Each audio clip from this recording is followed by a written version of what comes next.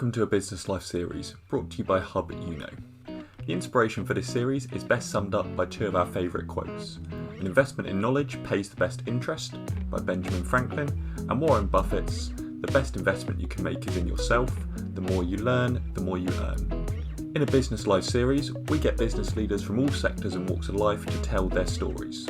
The hope is that you can learn from their success and failures and apply it to your own business journey.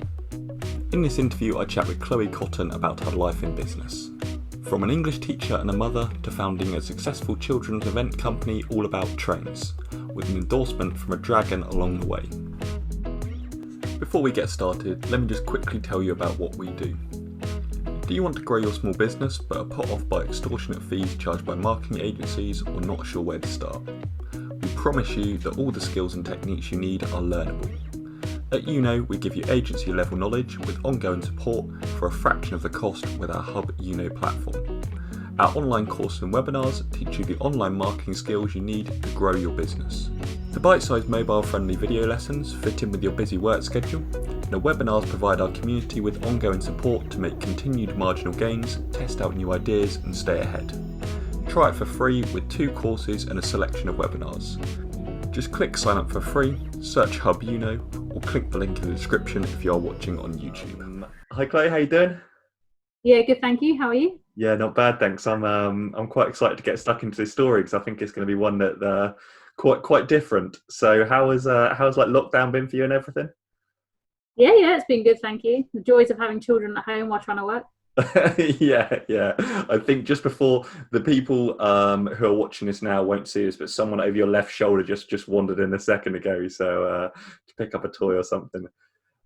So what we do in each of these, start from the beginning, just 30 seconds to a minute, talk about elevator pitch for your kind of life in business. Okay, perfect. Now? Yeah, go for it. So we run train-themed events and private parties for children. We're a pop-up business, so we go to a series of halls in each county, and then we also run birthday parties either in people's houses or in venues that they choose. So going right back to the very, very, very start, like it's obviously quite entrepreneurial what you've done. Was there anything in your early life that made you think this was the route you would go down, or? Well, I always wanted to be a teacher or a doctor. And then I realised you had to go to uni for 7 years to be a doctor, so I thought I'll be a teacher. Right. But my parents actually have only ever worked for themselves. They've never ever been employed by someone else. So I grew up working with them from very young age, and that was just normal.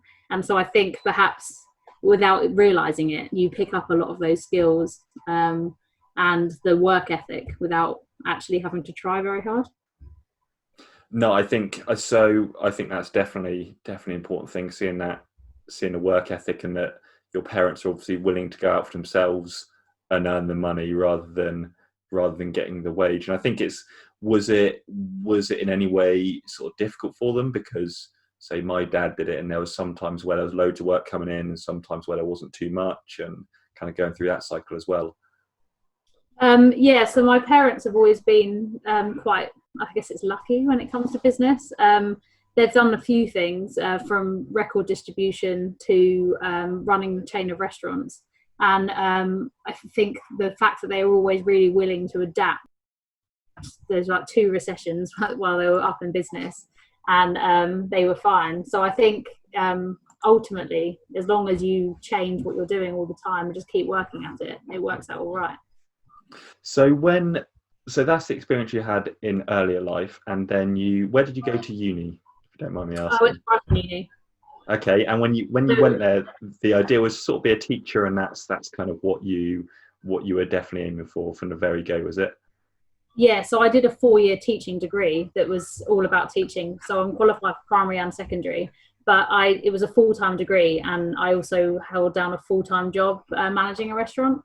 Okay. So I used to go to my lectures for that day, and then work whatever shift would fit around my lectures. Was that usual, or did you sort of find you were one of your only friends that worked that much around that time as well? Oh, I was definitely one of the only ones that worked like that. It was it'd be like midnight. I'd finish my shift at work and go home and write a lecture, an essay or assignment, and then be submitting it at like 2, 3 a.m. and then get up the next morning, go to a 9 a.m. lecture, and then go straight to work. It was So a you busy see, 4 years. so you've seen the work ethic when you were younger from your parents, and then it certainly seemed like that continued through uni, and then you left uni and started teaching. Yeah, so I literally my degree finished on the Friday. I started work in a school on the Monday. And I where got started June, which was a bit weird. and where did you said you trained in both? Did you start in primary that you went in? No, I went for secondary. So throughout the degree, we did placements in both, and then my first job was at a school in Tenterton in Kent, teaching secondary school English. And do you think there's much from teaching that kind of prepared you for what you're doing now, the kind of entrepreneurial thing, or was it a complete change? Well, I think to be a good teacher, you've got to be quite good at winging it, Yes. and you've got to be quite good at thinking on your feet and like knowing that what you've written down and what's actually going to happen is two different things. And it might just be my lessons, but if I could have planned what actually happened, it wouldn't have been the same. And I think having a business is a bit like that. You can plan as much as you like, but it's actually irrelevant because you don't know what's going to happen. And sometimes you have a conversation with someone who gives you an idea, or they suggest someone else, or something happens and your business ends up just kind of drifting around to be something different without you intentionally doing that. So far, people are probably watching this and thinking this sounds like a fairly standard sort of journey. Okay, you got hardworking parents, went to uni, okay, worked a lot, became a teacher. What? Let's move on to the next step then that maybe they won't see coming. What was kind of the next bit that happened, and how did that sort of come about? So we had 3 boys back to back. So we've currently got a 6-year-old, a 4.5-year-old, and a nearly 3-year-old. And I went back full time. So full time before number one, part time. No, I was full time after my first, part time after my second, and then by the time it came to the third, I was like, this isn't going to work. There's no way that childcare costs. We would have had 2 in nursery and 1 needing before and after school care, and it just wouldn't be cost effective as a teacher. So I thought, well, it's not going to work. I'll just stay at home. And then after about 2 or 3 weeks of thinking, I'm just going to stay at home, I started thinking, like, what else could I do? And at that point, my eldest was really into trains, and the middle one would have been about 17, 18 months. And he used to just rip all the track apart all the time. And we had a newborn as well. So I'd be trying to just keep the peace. And then as a joke one day, I said to my husband, we should hire a hall. And if we build a track big enough, Jasper can play and Henry won't have time to destroy it because it would be too big. And then I started thinking about extra stuff I could put in the hall to keep Henry busy, because he's very, like, he doesn't stick at anything very long, and he's really into just trying everything all the time, and he just runs around in circles. So that's what I did. So it was just a flippant comment. When my husband had flu, there was that really bad flu epidemic that everyone was really ill, and he was off work. And I think he thought, I don't know what she's talking about. And then a week later, I was like, I've made a logo. And then I was like, I'm going to do it. So that was it. So that's an interesting bit, because you were at home and then some feeling came over you that thought, I've got to do this. Is that something that's like just always kind of been there with you? Like that sort of work ethic that came from your parents, or was it just you were bored, or what do you reckon that was? Think probably pretty crazy with a 3-year-old, like nearly 2-year-old, and a newborn. Starting a business probably wasn't ideal, but I think actually, I think I probably just jumped before thinking it through, which is it's in my nature. But I think if I'd thought about it, I probably wouldn't have done it, because it would have felt scary, or I would have been worried, or I would have thought about all the what ifs. But actually, I was thinking probably no one's going to come, but my son will like it, and it will keep him busy for a bit. And when he grows out of trains, to just sell the stuff. So it felt like I wasn't starting a business, and it also felt like I wasn't taking any risks. Yeah. Okay, so you've had this idea, you've got this massive haul, you think no one's going to turn up. What's the sort of next step that happens then? So I started a Facebook page. My husband built me a website and then put the tickets on sale. I didn't have a booking system. People were just inboxing me to book and paying through PayPal. And I think it was a day or 2 days, the event was full. And I was like, oh, apparently other people like trains. And was it just literally reaching out to people over Facebook, or was it sort of in mums groups, or what was the way that you found you found your audience? Yeah, so to start with, it was all Facebook. And now I do also use Instagram, but nowhere near to the point of Facebook. And we also have Twitter, but that's more, I found that Twitter's more the odd customer mixed in with a lot of like business contacts, really. Nearly all of our business is Facebook. And was it just sort of reaching out into kind of, random Facebook groups, or was it just you set a page and put some stuff out there and people came to it naturally? Yeah, a bit of both. I mean, I think it was probably lucky that my first event was in the town we live in, and my kids are the age of the people that were going to be coming. So I already knew a lot of people with kids that age. So I think that probably helped in that, the first event, I probably knew a third of the people, and they tell their friends, and then it spreads, doesn't it? Okay, so that it gets to that stage where, okay, you've had an idea, you've got one event, but that one event seems like it's been a success, and a lot of people would kind of stop there and say, oh, we'll do one or two more events or things like this, bit of pocket money, that kind of thing. What was the next stage? What was the thinking for the next stage? Well, about 2 or 3 days later, I put on a second event for a different county, because we live on the border. So I went to another county, and then quite quickly, really, we started getting people asking for parties and people saying, I live here, will you come here? And then within maybe 6 months, I was traveling all over all the time. And then maybe another 6 months, I bought a van because I had a people carrier at the beginning, but I started with quite a small amount of equipment, really, compared to now. And so I bought a van. It's my school van car. And now, how many events would you say you're doing? What sort of stage you're at? So pre-lockdown, probably every weekend, 1 or 2 events in 13 counties, and then parties around that as well. And I mean, this is obviously pre-lockdown and things have changed now. What was the what were you thinking of for the future? What were you thinking was the future for the business? So we were approached by the people that own Thomas the Tank Engine, Mattel, in around this time last year, and they said that they were aware of us and what we do, and they follow us on social media, and they wanted to know if we would work with them. So they sent us 1,500 trains for free in January that they wanted us to give away to our customers. And we've actually just done a bit of a deal with them. So once we're back open properly, we've got another county just about to start up, which is Essex. And we've also got this deal with Mattel that's about to take off.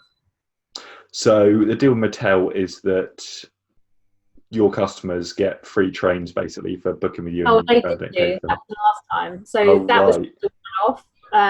So we're going to be like, I don't know, toy testers, like influencers, I guess. So they're going to send each one of our counties the new equipment as it comes out from Mattel, and then we just get to use it at all our events. And at the moment, do you have staff, or is it just you and your husband running the business? So we've got 9 people. They each run their own county.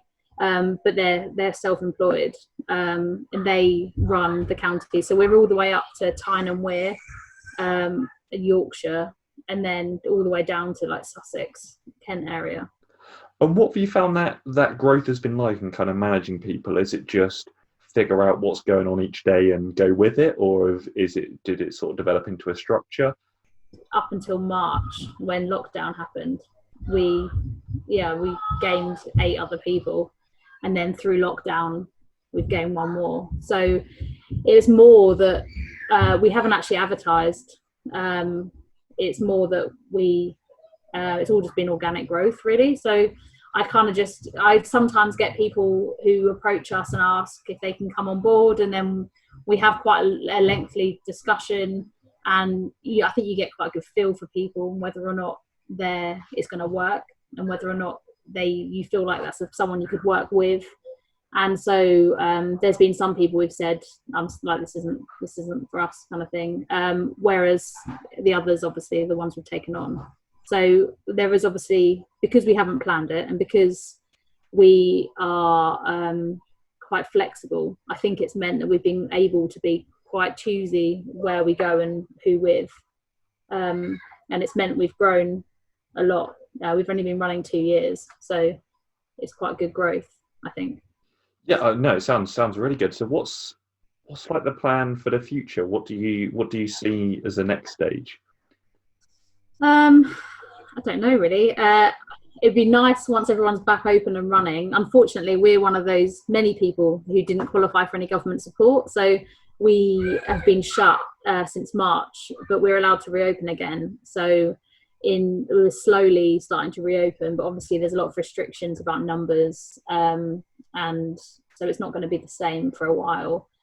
Yeah, so the plan is just to keep going through the country and just get as many counties in as possible. Yeah, I guess so. I mean, I don't want to. I like running it the way it works now, and I think we've got a really good team of people, and everyone involved is a parent, and they were all generally stay-at-home parents or working part-time, and it's nice that we've been able to provide a way for them to work around or with their kids, that's meant they can earn money without having extortionate childcare costs. That's actually one of the reasons why I didn't franchise, because I looked into it and I just thought the person I would want to work with would be someone who was in the same situation that I was in, like priced out of going back to work, essentially. And they don't have like 10 or 20 grand lying around to invest into a business, which is what franchise is generally would cost. So this way they're able to come on board, and we've been able to expand, and I've provided an income for a lot of parents. It's been that's probably been the best bit. No, it's an amazing story, and I mean, kind of thinking your life back to the early stages, and then kind of going through uni and starting a business. What would you say are the sort of 3 things that you've learned, or if you give people 3 pieces of advice that were either like sort of starting a business or a change in their business, what would those, or even just potentially a teenager listening to this and think about doing something like this in future, what would be your 3 bits of advice? I think you need to be adaptable. So you need to be able to not take it personally if you think of something and people don't agree with it.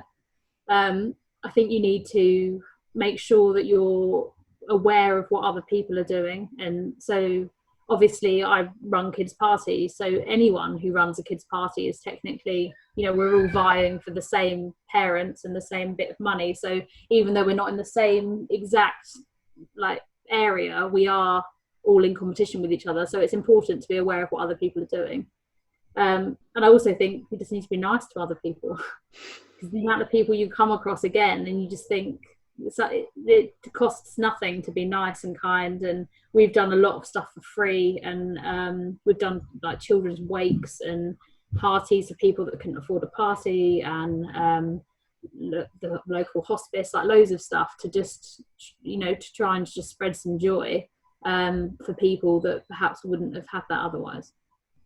Oh, perfect. Well, thank you very much. I think that's, an amazing story and an amazing business, especially coming from, just one idea that you'd thought would work out, because your kid would like it, suddenly to be in, however many counties around the country and still growing even with lockdown. I think it's an amazing story. Yeah, thank you very much. No worries. Yeah, well, thank you for your time, and it was really good to chat to you today. No problem.